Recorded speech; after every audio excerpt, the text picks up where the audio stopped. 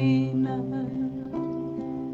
Há 2000 anos Jesus contou um segredo, Evangelho no lar, na casa de Pedro, Evangelho no lar, na casa de Pedro. Trouxe a boa nova, espargindo luz, ensina o caminho que a Deus conduz, caminho seguro do Pai Criador. Jesus nos ensina a crescer no amor, Jesus nos ensina a crescer no amor. Ele é nossa luz e traz harmonia, dissipando as trevas, transformando em dia. Amigos do Mestre, traz sustentação, reúne a família no culto cristão, reúne a família no culto cristão, reúne a família no culto cristão.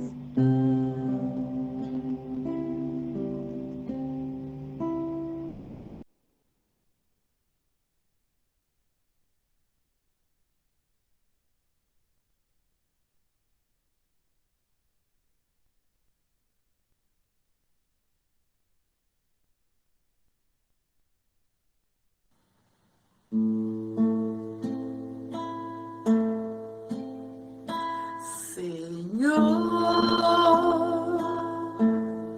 fazei-me instrumento de vossa paz. Onde houver ódio, que eu leve o amor.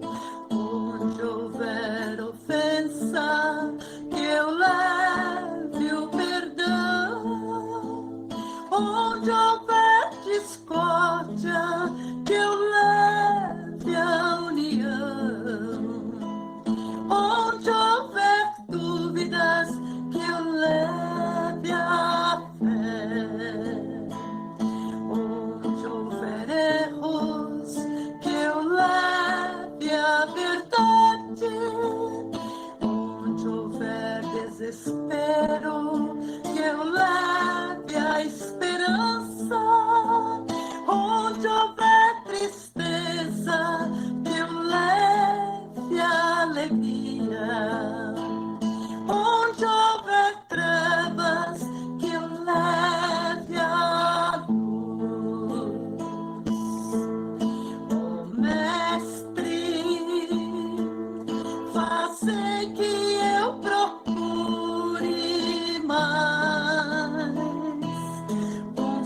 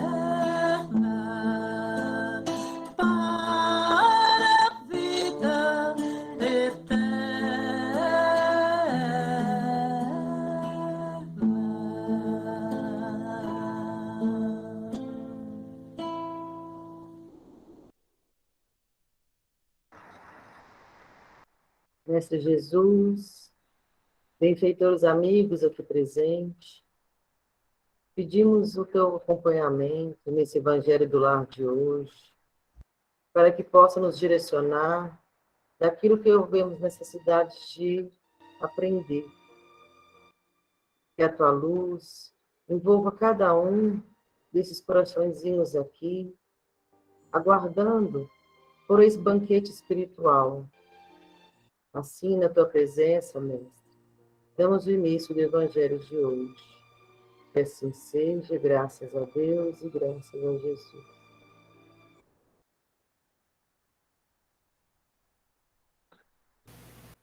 Que assim seja. Muito obrigada. Que a gente possa sentir o amigo espiritual que traz para nós energias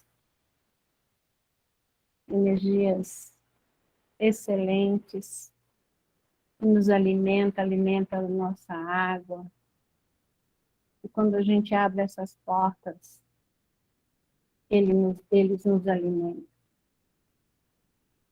E isso é um fato, porque os depoimentos que temos ao longo de quando iniciamos a nossa vida espiritual aqui, vamos dizer assim, a nossa tarefa, no primeiro momento a pessoa chega no plantão chorando, sem esperança. Tem plantonistas aí que podem confirmar o que eu estou falando. E quando você ouve, você oferece um abraço, falando de uma doutrina consoladora, você acolhe aquela pessoa, ela faz os tratamentos, e quando volta já está sorrindo.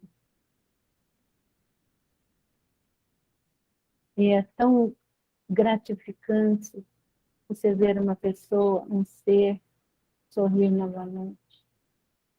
É lógico que há caminhos que às vezes nós desconhecemos, mas a gente pede ajuda espiritual, eles vão nos conduzindo. Precisamos de nos unir, sozinho a gente não é nada, então a gente conta com psicólogos, às vezes psiquiatras, várias pessoas para dar sustentação àqueles que batem a nossa porta, que no caso aqui é Francisco de Assis, o Assis. Mas a gente falou isso para que a gente entenda que o nosso amigo espiritual, ele não nos abandona. Ele não foge de nós. Mesmo quando a gente olha aquelas pessoas na rua e fala, ai meu Deus, aquela pessoa fala demais, né? Às vezes a gente ouve isso. Ele não faz isso conosco. Ele está ali do lado, consolando e nos aliviando, nos sugestionando. Tudo. A lição de hoje é uma lição para a gente refletir muito, bastante mesmo. Porque ela fala que é os versículos 11, 12 e 13 do capítulo 10, não julgueis, a fim de não sejais julgados. Aquele que estiver sem pecado, lhe atire a primeira pedra. Isso é uma fala do Mestre Jesus há quanto tempo atrás? E a gente analisando um pouquinho essa fala, com esse conhecimento pequeno que nós temos, a gente vai entendendo que nós somos o resultado da somatória de encarnações, porque a gente tem várias encarnações, que é a vida, então nós somos esse resultado. E, por exemplo, na atual encarnação, estamos num corpo físico em experiência aqui. Então, a gente aprende na infância várias coisas, na escola, com os pais, a gente aprende. A gente aprende e vai agrupando aquilo e formando a nossa personalidade. E a gente também, com isso, a gente começa a ter conceitos. E a gente sabe que a lei divina é uma só e ela não muda. Mas a gente sabe que as leis do homem, elas mudam conforme a humanidade. Então, às vezes, eu que sou aqui, obrigado, Lola, eu estou aqui com 67 anos, a mamãe que deu uma criação para nós, não reclamo da criação da mamãe, agradeço muito, ela não me deu aquela criação que ela entendia que era bom para mim, como todos aqui. E eu somei isso na minha personalidade. E às vezes eu julgo as pessoas por esse meu comportamento. Que eu acho certo ou errado, se é feio, se é bonito. E se não cabe naquele meu quadrado, naquela minha caixinha, né? Porque a gente antigamente não discutia. Por quê? Por que tem que ser assim? Não discutia. É assim, pronto, e acabou. A gente não perguntava por que se o chinelo ficar virado de perna para cima, lá, de cabeça para baixo, sola para cima, que a mãe morre, né? Existia isso, acho que muitos aqui lembram disso. A gente não questionava, tá bom, não pode, a gente vira. A gente não questionava, e a gente aceita isso como uma verdade. Na realidade, não é. Não é uma verdade. Era o jeito da pessoa educar na época, e você agregou isso, você foi inserindo isso nesse reservatório moral seu, que hoje você tem.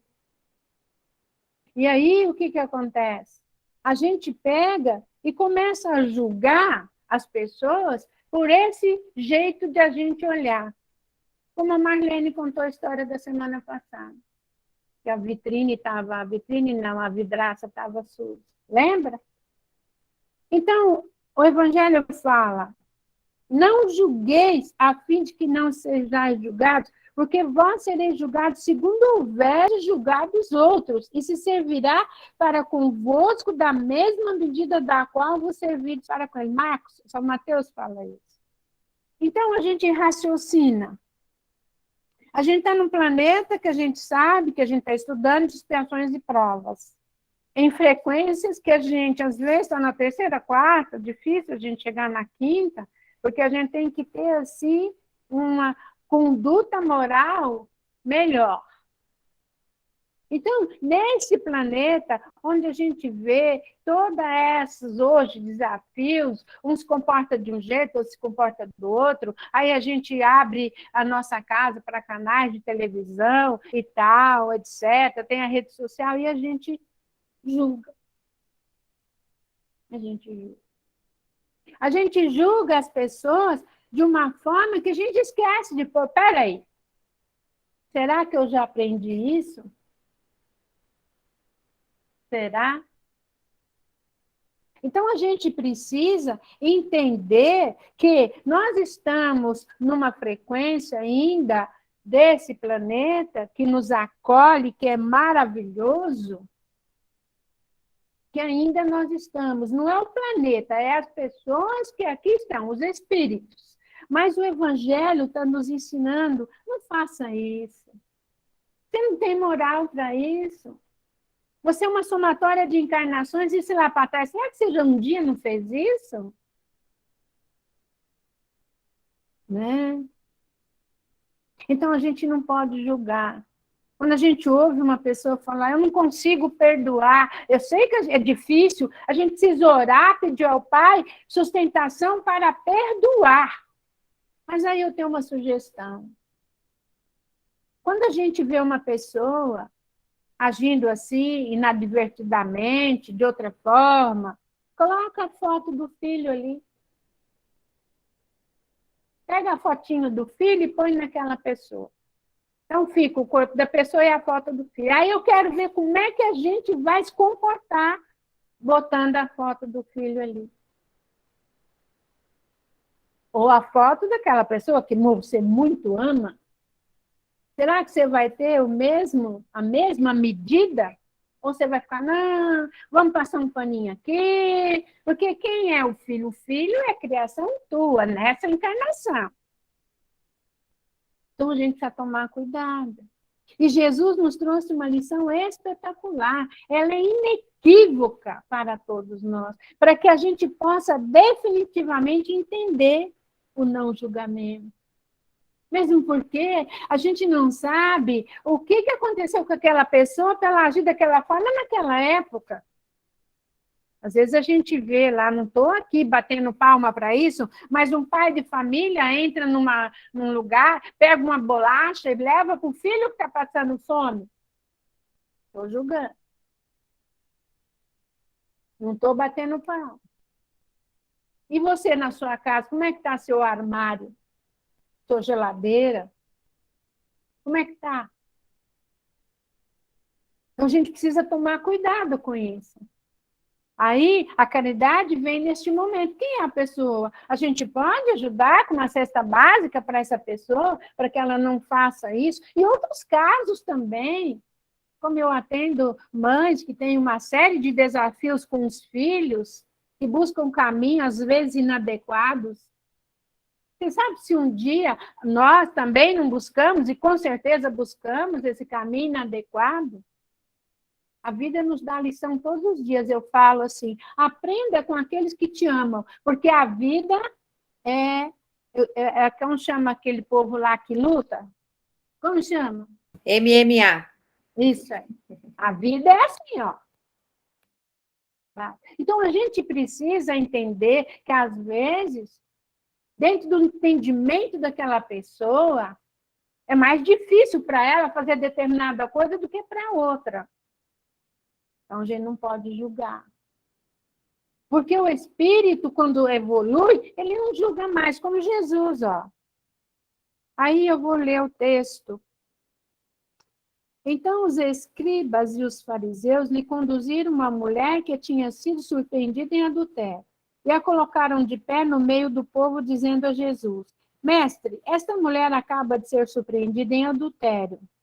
Ora, Moisés nos ordena na lei. Veja que nós estamos... Moisés, há quanto tempo faz isso? Moisés, se não me engano, é 700, 800 antes de Cristo. Mestre, essa mulher acaba de ser surpreendida em adultério. Ora, Moisés nos ordena na lei para lapidar as adúlteras. Qual é, pois, sobre isso o vosso sentimento? Eles diziam isso tentando a fim de ter do que acusá-lo. Mas Jesus, abaixando, escrevia com o dedo sobre a terra. Como continuasse a interrogá-lo, ele se ergueu e lhes disse: aquele dentre vós que estiver sem pecado, e atire a primeira pedra. Depois, abaixando-se de novo, continuou a escrever sobre a terra. Mas eles, ouvindo falar assim, se retiraram um após outro. Os velhos saindo primeiro, e assim Jesus permaneceu só com a mulher que estava no meio da praça. Eles refletiram. Vamos refletir aqui. Vamos fazer uma introspecção e realmente ver, será que eu posso julgar? Né? Naquela época era a lei de Moisés. E hoje, qual é a lei? Será que a gente pode julgar uma atitude dessa? A gente não sabe o que está acontecendo na casa da pessoa. A gente não sabe. Né? Então, Jesus fala isso. E ele fala, se levantando, disse: mulher, onde estão os vossos acusadores? Ninguém vos condenou? Ela lhe disse: não, Senhor. Jesus lhe respondeu: eu também não vos condenarei. E no futuro não pequeis mais. Tudo bem, Jesus não condena, mas o que ele fala para ela? Ide e no futuro não peques mais. O que ele quer dizer com isso? Ele fala: muda o seu comportamento. Não é verdade? E aqui a gente está falando isso. Mas não é fácil.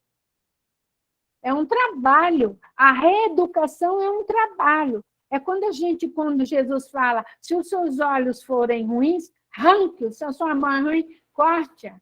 Porque é melhor você entrar sem olho e sem mão no plano espiritual do que você entrar com eles, porque nem tem mais, é só a parte perispiritual, do que você entrar sem as vestes, que é o seu perispírito melhorado. Quando a gente sai do plano espiritual que a gente encarna, o nosso perispírito é pesado. Ele tem vibração, ele tem cheiro, ele tem cor, ele tem densidade quando ele sai de lá.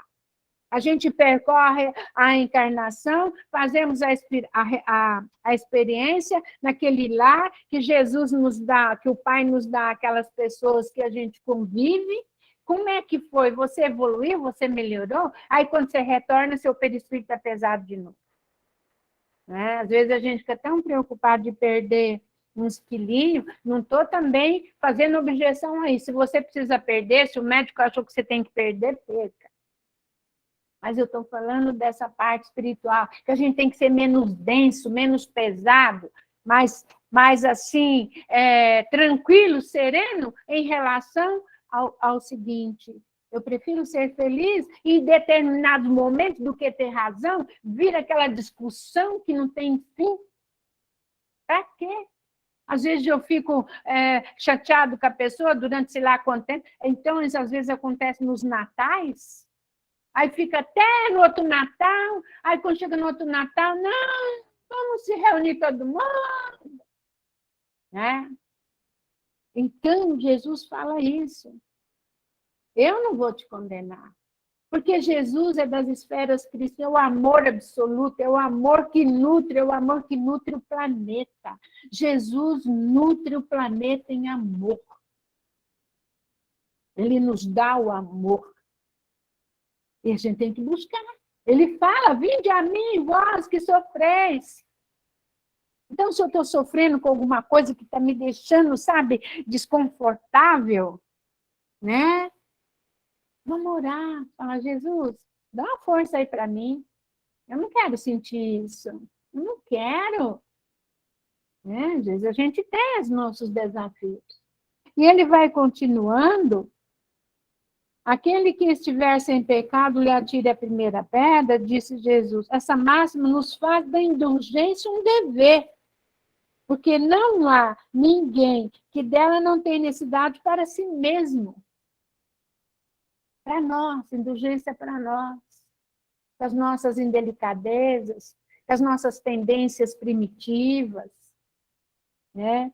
Então, ele vai falando, eu vou virar aqui, e ele fala assim, ó, reprimir o mal.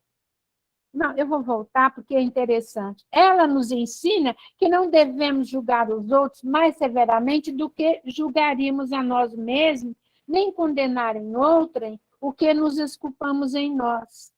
Antes de censurar uma falta de alguém, vejamos se a mesma reprovação não pode recair sobre nós.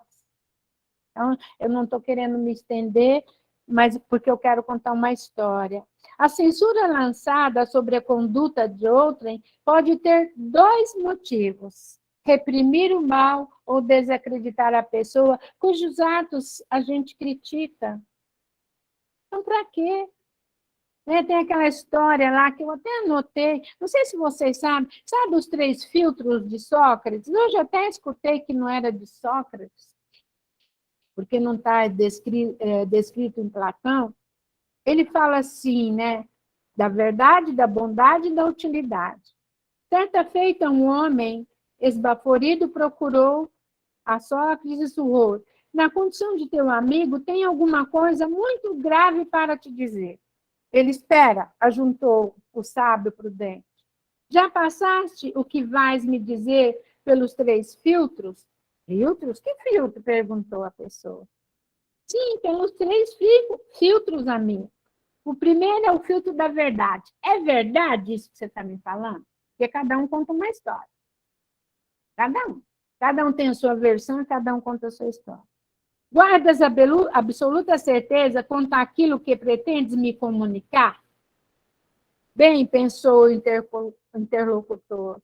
Assegurar mesmo não posso, mas ouvi dizer, sabe essa história? Ah, exato.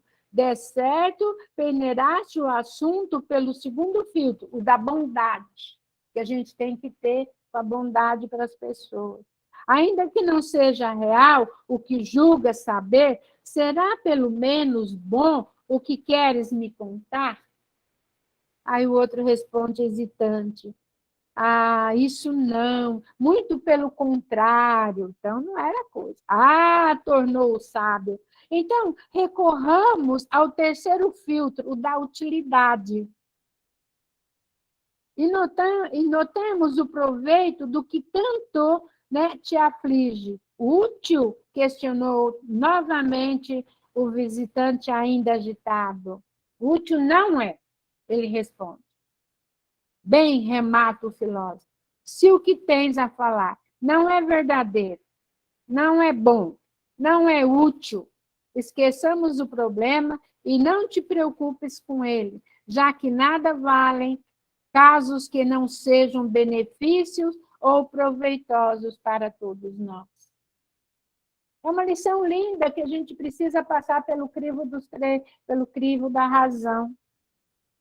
E aqui a gente vai continuando, né, a respeito, voltando para o Evangelho, né, desacreditar as pessoas. Porque aqui ele fala que criticam, esse último motivo não tem jamais desculpa, porque é da maledicência e da maldade. O primeiro pode ser louvável e torna-se mesmo um dever, em certos casos, né? Para falar com a pessoa, sabe, né? Mas com cautela, com respeito, né?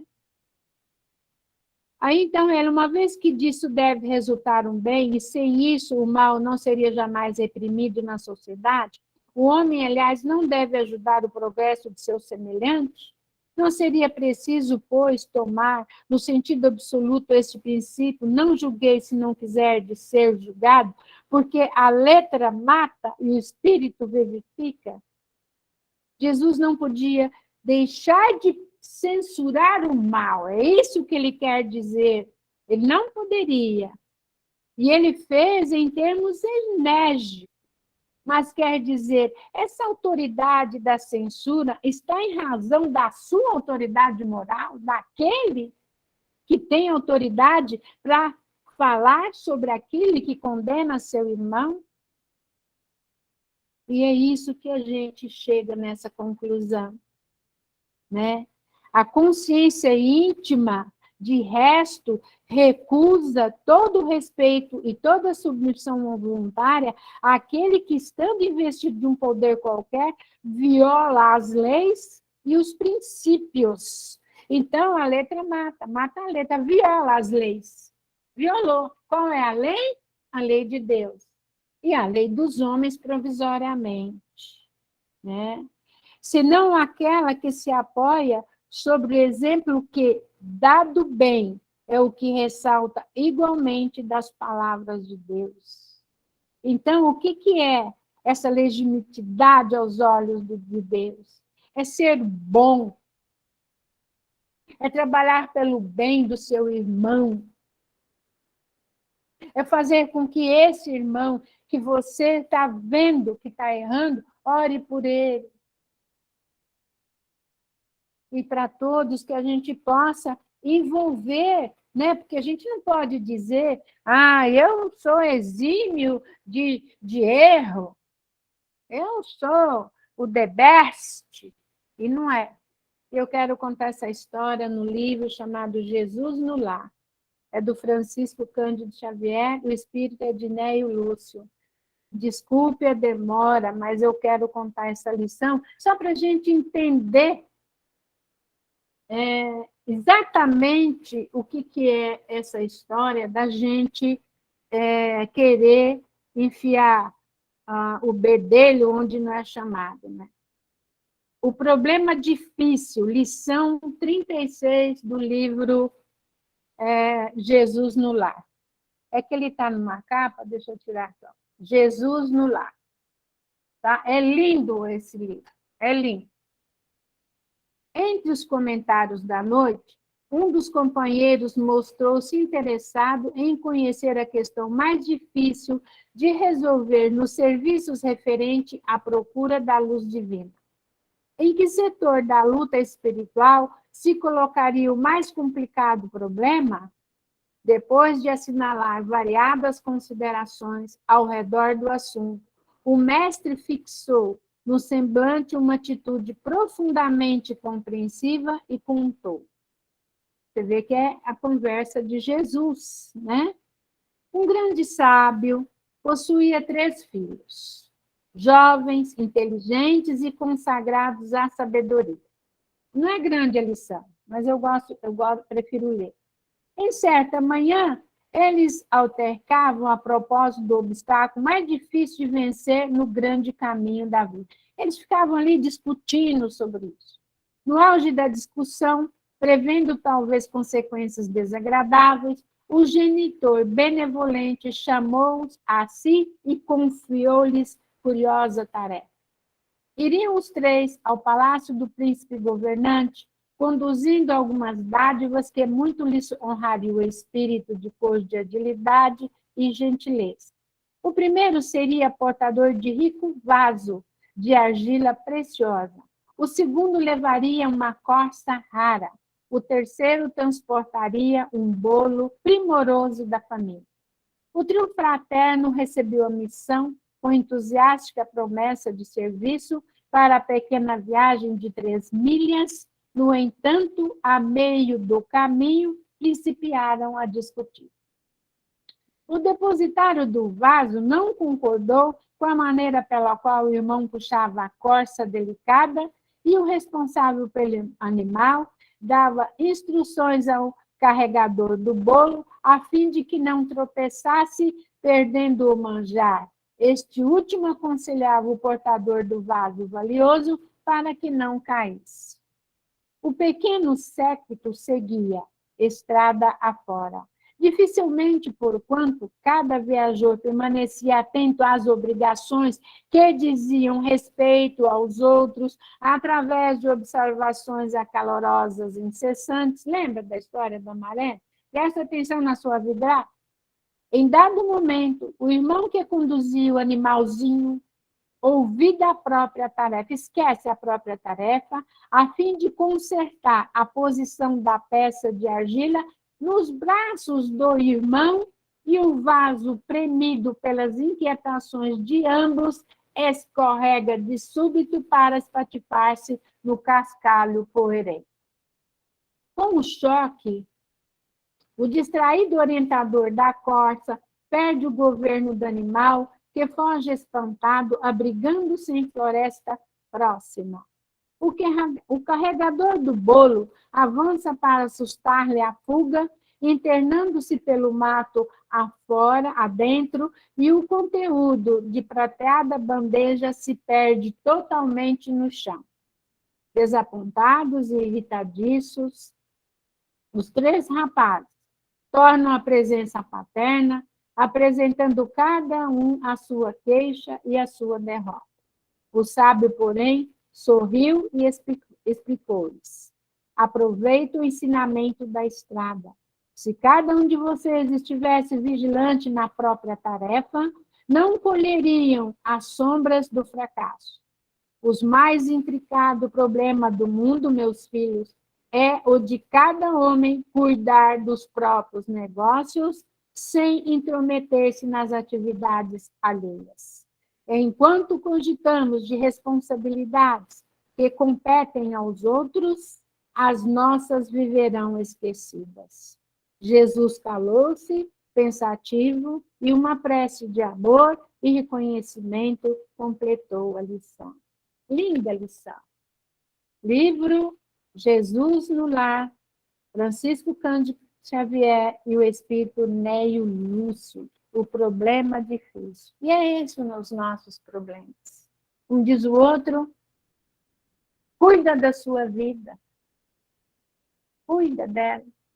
E eu sei que aqui a gente se une, esse punhadinho de corações que eu gosto de falar, obras divinas, de um valor inestimável, com certeza. Já teve uma transformação imensa depois que se inseriu no Evangelho.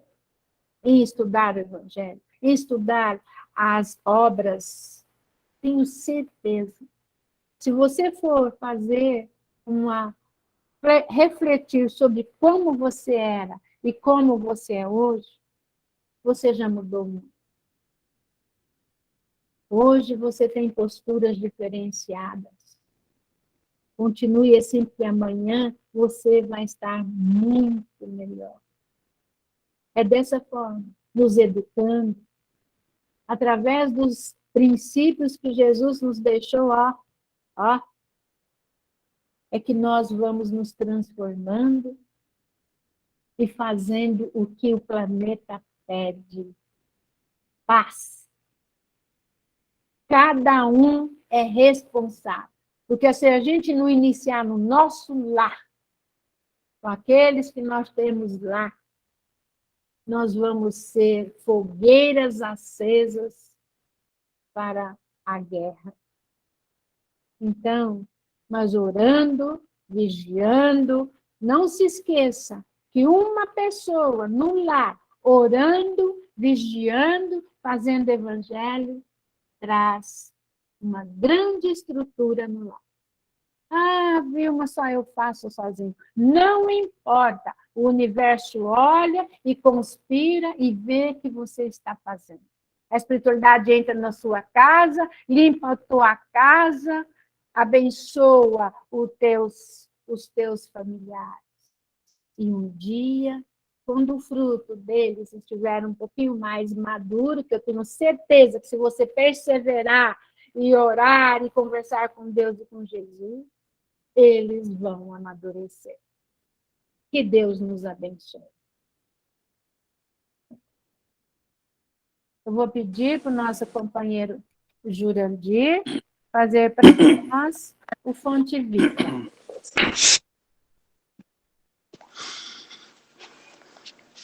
Bom, acho que eu não tenho muita coisa que falar, não. A Vilma já falou tudo.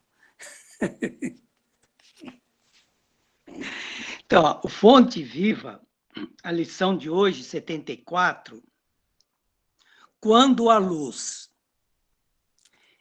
O título que o Emmanuel deu para essa lição. Só nesse título a gente já pode fazer uma reflexão. Quando a luz? A luz, quando nós nos reunimos, como nós estamos agora, né, para fazer o Evangelho, estudar o Evangelho, meditar o Evangelho, nessa sintonia que maravilhosa, né, para que possamos, no nosso dia a dia, colocar em prática esses ensinamentos de Jesus. Tudo isso que a Vilma falou, acabou de falar. E Paulo nos diz aqui, nesta lição, o amor do Cristo nos constrange. É outra reflexão que a gente pode fazer. Que amor é esse do Cristo que nos constrange? Paulo, ele é considerado um dos apóstolos de Cristo, mas ele não conheceu a personalidade de Jesus. Ele conheceu o Cristo lá na porta de Damasco. Ele conheceu aquele Cristo iluminado, aquele Cristo, nosso governador espiritual, guia e modelo. Então, ele sentiu a energia, a luz do Cristo naquele momento. Que amor é esse que nos constrange? Esse amor que a gente ainda não tem como entender, né? Esse amor incondicional do Cristo. Esse amor que ele nos disse que todas as ovelhas que o Pai me confiou, nenhuma delas será perdido. Esse amor pelo nosso planeta, por toda a humanidade. Né? E qual o nível de elevação desse ser maravilhoso? O André Luiz nos diz, são co-criadores em plano maior. Inteligências divinas, agregadas em processo de comunhão indescritível com nosso Pai Celestial, Criador. Emmanuel, a caminho da luz. Há uma comunidade de espíritos puros, da mais alta hierarquia celeste, os Cristos, na direção de todos os fenômenos de nosso sistema solar, eleitos por Deus, da qual Jesus é um dos membros. Olha que ser maravilhoso, né? Iluminado. Que amor é esse que ele morreu por nós? Morreu para dar o exemplo, morreu para dizer: a morte não existe. A vida é a vida espiritual. Agora, o Emmanuel discorre dessa lição. O Emmanuel nos traz aqui que tipo de aprendiz o amor do Cristo constrange. Aí ele diz: quando Jesus encontra santuário no coração de um homem, modifica-se-lhe a marcha inteira. Ou seja, quando um ser humano, uma pessoa, se torna um santuário no coração, em nome de Jesus, a sua vida muda completamente.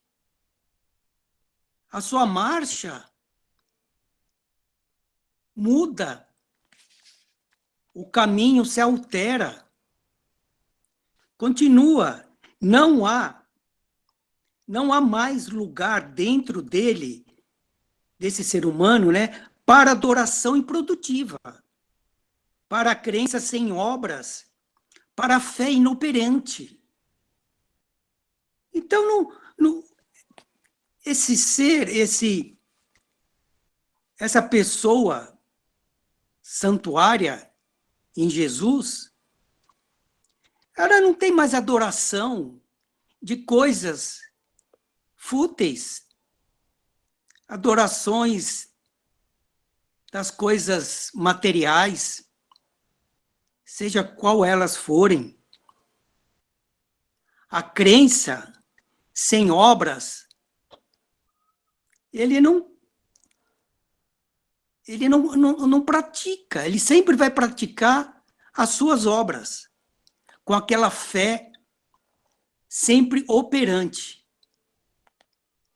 Continua dizendo sobre esse aprendiz, algo de indefinível na terrestre linguagem transtorna-lhe o espírito.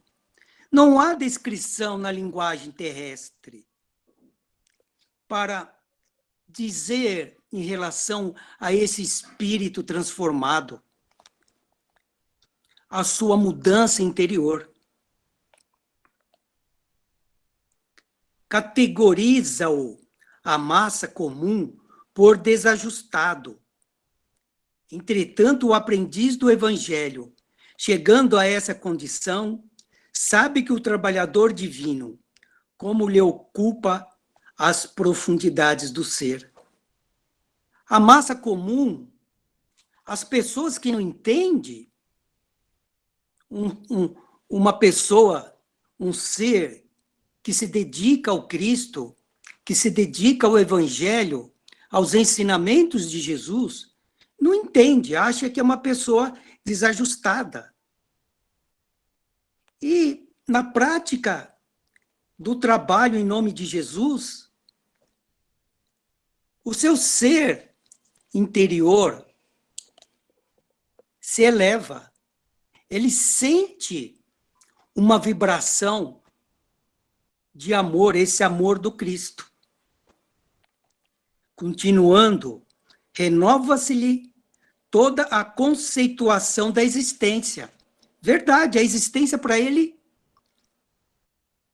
se renova, muda a sua maneira de ver, a sua existência no plano físico. É o seu objetivo. O que ontem era prazer, hoje é ídolo quebrado. O que ontem para ele era prazer no mundo material não importa mais. Não tem mais interesse. Ele se dedica ao Mestre, ao Cristo. Se dedica a praticar aquela lei moral, aqueles ensinamentos que Jesus nos trouxe. Ele não julga ninguém. É como Cristo. Cristo não julgava, era amor. Ele está ali para ajudar as pessoas. O que representava meta a atingir é roteiro errado, que ele deixa ao abandono. Ele muda o seu objetivo, o seu roteiro. Torna-se criatura fácil de contentar, mas muito difícil de agradar. Ele se contenta com poucas coisas, mas é difícil de agradar aquelas pessoas que não entendem, aquelas pessoas que estão muito ligadas nas coisas materiais, no dia a dia, né? No prazer, nas paixões do mundo. A voz do Mestre, persuasiva e doce, exorta-o a servir sem descanso. Olha só, a voz do Mestre, persuasiva e doce. Imagina nós ouvindo a voz desse Mestre. Nós realmente vamos mudar nosso roteiro. Nós vamos servir sem descanso. Como o próprio Paulo de Tarso, um exemplo, né, desse aprendiz que saiu divulgando esse amor de Jesus em todos os cantos, para todos os gentios, não só para judeus, para todas as cidades que ele pôde ir. Converte-se-lhe a alma num estuário. Estuário é um desaguadouro maravilhoso, em que os padecimentos, os sofrimentos vão ter, buscando amparo, arrimo amparo, e por isso sofre a constante pressão das dores alheias. Esse aprendiz sofre com as dores alheias, tem compaixão com as dores dos seus semelhantes, procura ajudar esse semelhante da melhor maneira possível, não critica, não despreza, é benevolente, indulgente. A própria vida física afigura-se-lhe um madeiro em que o Mestre se aflige. As vicissitudes da vida, ele está dizendo aqui, da vida física, é o nosso madeiro, é a nossa cruz, que o Mestre se aflige por nós estarmos passando por aquilo. Ali do nosso lado, nos dando coragem, força. O corpo, ele o corpo, a cruz viva, em que o Senhor se agita crucificado. Jesus falou, aqueles que querem me seguir, tome a sua cruz e me siga. O nosso corpo é a nossa cruz. É a cruz que nós temos aqui no plano material, para que possamos eliminar todas as nossas impurezas, as nossas imperfeições, para que possamos, depois que passarmos, eliminarmos essas impurezas, chegarmos à nossa perfeição, que é o nosso objetivo, estarmos ao lado de Jesus, trabalhando com Ele em prol dos outros nossos irmãos.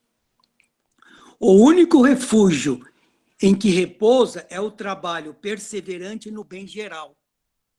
Pensa no bem de todos, não só no seu bem, no bem dos seus, da sua família, é no bem geral. Insatisfeito, embora resignado, firme na fé, não obstante angustiado, servindo a todos, mas sozinho em si mesmo, segue estrada fora, impelido por ocultos e indescritíveis aguilhões, estímulos, né? Aguilhões, estímulos. Então, apesar do sofrimento, da angústia, às vezes sozinho, ele segue sempre para frente, sempre caminhando na estrada que leva ao seu objetivo. E não está só, impelido por ocultos e indescritíveis estímulos. Jesus está ali, dando o estímulo através da espiritualidade. Esse é o tipo de aprendiz que o amor do Cristo constrange. Na feliz expressão de Paulo, diz Emmanuel, vergasta-o a luz celeste, ou seja, fustiga-o a luz celeste por dentro, até que abandone as zonas inferiores em definitivo. Ele acaba abandonando essas zonas inferiores, se tornando um ser voltado à espiritualidade, ao seu progresso moral e espiritual, ao seu trabalho por Jesus. Para o mundo será inadaptado e louco.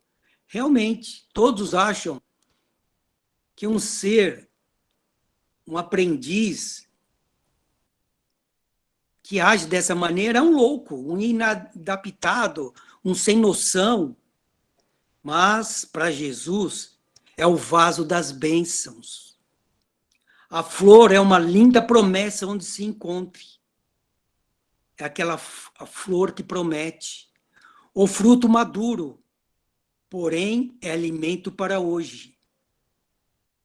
O alimento de cada dia, o alimento através do Evangelho, o alimento através da nossa doutrina espírita, o alimento espiritual que faz vibrar o nosso coração, elevar o nosso espírito. É esse fruto maduro através do Evangelho.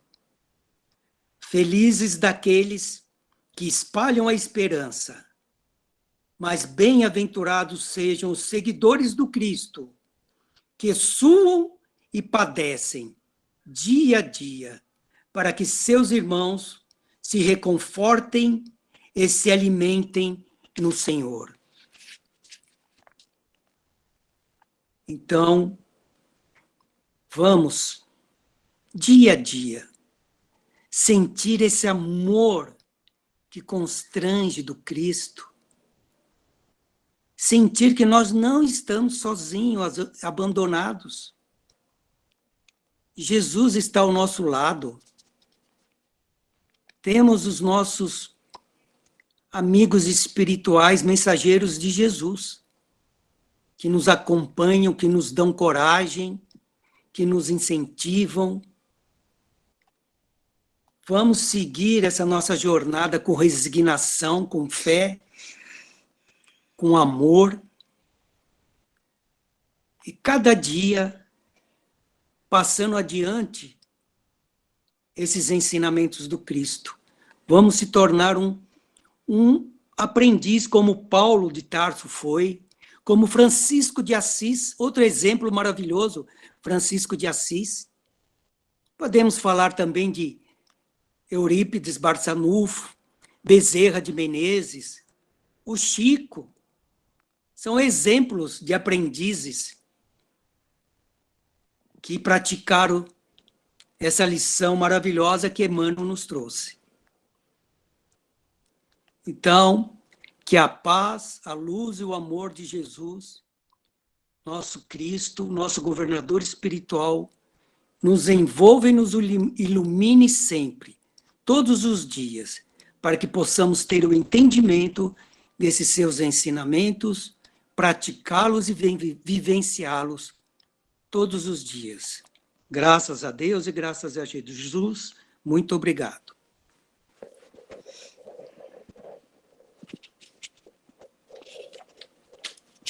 Obrigado, querido amigo, querido irmão. E, como diz o ditado, água mole em pedra dura, tanto bate até que cura, né? Quem sabe a gente fazendo evangelho frequentemente, todos os dias, estudando a doutrina, eu tenho certeza que a gente vai se transformar, né? Nós vamos partir para as nossas vibrações. Nós temos algumas pessoas que a gente... Aliás, nós temos muitas pessoas. Todas estão com os nomes na lista do Evangelho, mas a gente quer falar uns nomes aqui mais graves. Todos são graves, né? Ivone Mariana dos Reis e Cláudio Canuto. Helena Teixeira de Mello, aneurisma, está no CTI de Barbacena. O caso dessa senhora é gravíssimo. Não sei se vocês se lembram, na semana passada, a filha dela contou o caso, né, Dona Helena. A Beatriz Saraiva, a Sabrina Góes de Oliveira, que também perdeu um rim, né? Nós vamos vibrar por todos eles, mas eu quero pedir a Francisco de Assis, neste momento, dizendo a ele, querido mentor da nossa paz, que nós tanto amamos, estenda os braços para nós, porque queremos depositar Francisco de Assis nos seus braços. Ariel, essa querida que está aí passando por esse desafio, a Panda, que também está nesse tratamento de câncer, que é a cadelinha também da Ariel, é da Bianca. A Panda é da Soraya e do Rogério. O Snoopy e os Zeus, envolva-os. E a Brisa. Então eu peço, Francisco de Assis, que na água desses nossos amados irmãos que caminham conosco, nos servindo de amigos, de companhia, de companheiros, nós te rogamos, Francisco, cura-os.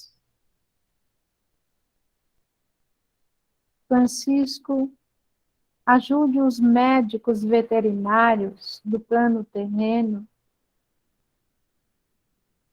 a dar o remédio que esses nossos irmãos necessitam. Nós te rogamos por eles, Francisco de Assis. Mas nós também queremos, nesta noite, agradecer ao nosso Pai, o Senhor da vida, as equipes espirituais que nos deram de presente a Marina, do lar do Tom e da Camila. Bênção sobre ela. São os novos espíritos reencarnando no planeta, com bondade já conquistados. Que essa luz, Senhor, do teu amor grandioso, derrama sobre eles, fortalecendo-os para caminhar. Mas, Senhor, eu também quero te pedir por todos os nomes que estão nas nossas listas de tratamento. Jesus querido, toque a cada um. Toque, Senhor. Cura, Senhor, aonde dói. Sabemos que tem muitos que às vezes agridem em forma de defesa, ou ficam calados, ou têm atitudes que talvez nós não entendemos, mas é a dor, Senhor. Toque-os. Acolha-os no seu coração, mestre querido. E que a espiritualidade, que os amigos espirituais, psicólogos, os psiquiatras do plano espiritual, possam ajudar os psicólogos terrenos, missionários do nosso Mestre. Abençoe, Senhor. Nós te rogamos nesta noite, todos nós, Senhor, todos nós, por esses nossos irmãos tão necessitados, e que eles possam, Senhor, através dessa ponte deste Evangelho, enxergar essa luz e fazer com que eles se aproximem do teu amor. Assim nós vamos agradecendo por essa noite e vamos pedindo à nossa companheira, Rose, que possa colocar para nós a música das vibrações. E vamos todos juntos, numa corrente de amor, acompanhar essa música e direcionar a nossa boa vontade, aquilo que nós temos de melhor. Vamos ser aquela flor que está na nossa lição.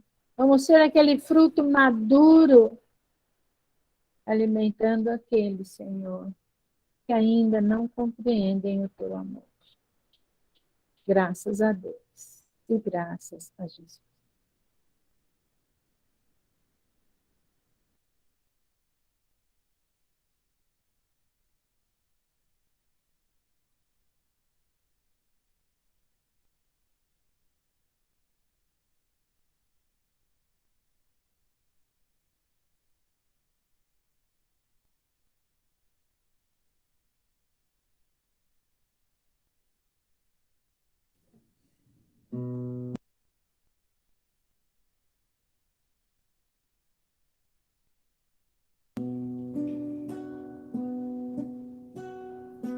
Senhor, abençoe as crianças que são a esperança de um mundo melhor. Proteja o homem do campo que sustenta o país, derramando suor. Senhor, dê paciência aos enfermos que sofrem nos leitos dos hospitais. Senhor, mande a luz do teu brilho, perdoe seus filhos que erram demais. Senhor, protegei os velhinhos que pelos caminhos vão lentamente, chorando e implorando a visita dos filhos ingratos que estão ausentes. Senhor, dê conforto e alívio para aqueles que choram de frio e de fome. Senhor, equilibre a justiça para que ela exista para todos os homens. Senhor, é tão grande a beleza que a Mãe Natureza tem para oferecer. Senhor, proteja as florestas e as aves que infestam o nosso amanhecer. Senhor, tire o mundo do abismo, não deixe o egoísmo por tudo a perder. Dê luz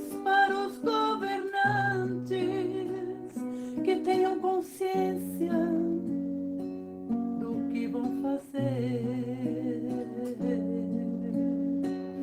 Senhor, Criador do universo, te peço em meus versos a paz mundial, socorro aos homens aflitos que estão em conflitos entre o bem e o mal. Senhor, de bondade infinita, perdoe os que brincam com teu amor profundo. Senhor, tenha pena da terra, não deixe que a guerra destrua o mundo. Meu Deus, tenha pena da terra, não deixe que a guerra destrua o mundo. Meu Deus, tenha pena da terra, não deixe que a guerra destrua o mundo.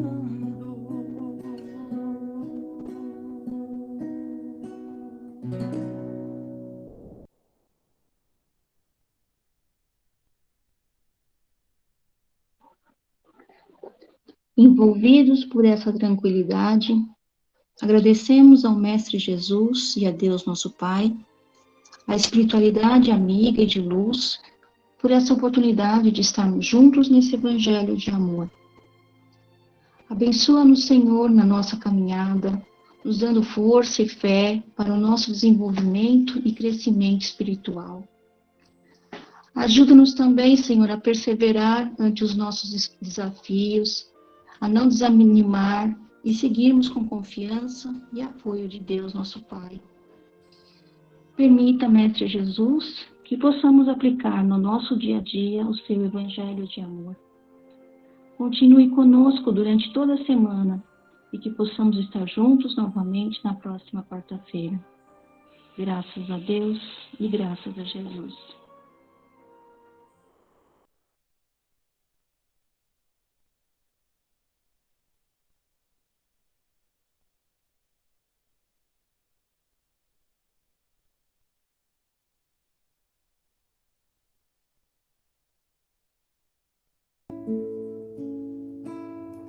Foi Deus que fez o céu, o rancho das estrelas. Fez também o seresteiro para conversar com elas. Fez a lua que prateia minha estrada de sorrisos, e a serpente que expulsou mais de 1 milhão do paraíso.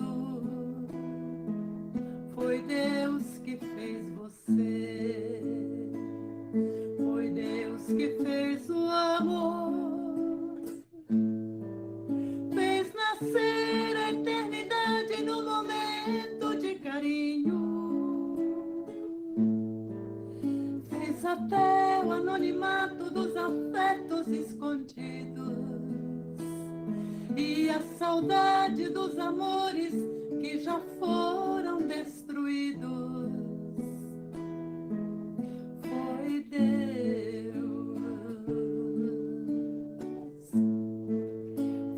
Deus que fez o vento que sopra os teus cabelos. Foi Deus que fez o orvalho que molha o teu olhar. Foi Deus que fez a noite e um violão plangente.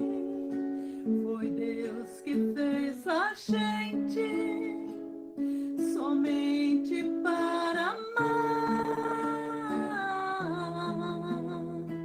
só para amar, só para